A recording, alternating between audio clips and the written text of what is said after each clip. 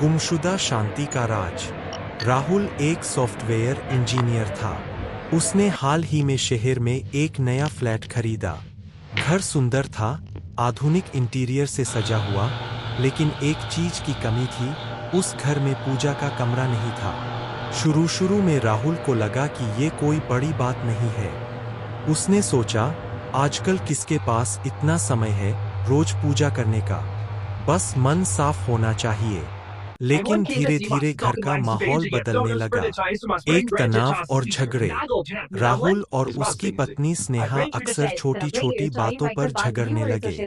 पहले जो बातें हंसी में टाल देते थे, अब वही बड़ी बहस में बदल जाती थीं। घर में हमेशा तनाव का माहौल रहने लगा। दो, धन की समस्या। राहुल की नौकरी तो अच्छी थी, लेकिन पैसों की बरकत नहीं हो रही थी। महीने के अंत तक हमेशा खर्चे बढ़ जाते और बचत शून्य रह जाती। 3, स्वास्थ्य पर असर। बेटी आयुषी अक्सर बीमार रहने लगी।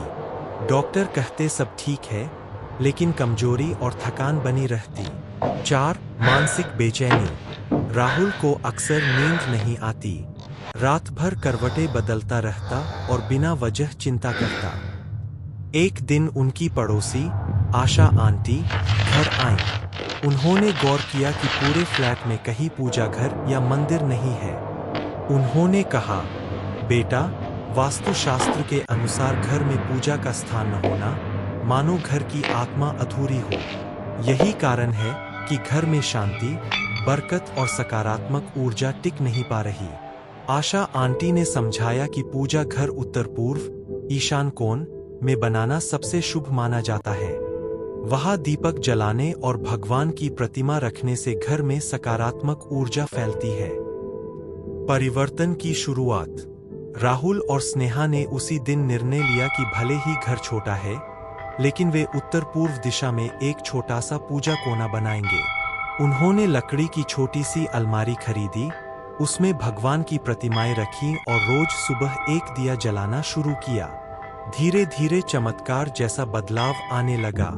घर का तनाव कम हुआ, पैसों की बरकत बढ़ी, आयुषी स्वस्थ होने लगी और सबसे बढ़कर घर में सकारात्मक ऊर्जा और शांति महसूस होने लगी। कहानी का संदेश। वास्तुशास्त्र में पूजा घर को घर की आत्मा माना गया है। अगर घर में पूजा स्थान न हो तो मानसिक तनाव, पारिवारिक कलह, आर्थिक रुकावट और स्वास्थ्य संबंधी समस्याएं हो सकती है। लेकिन जैसे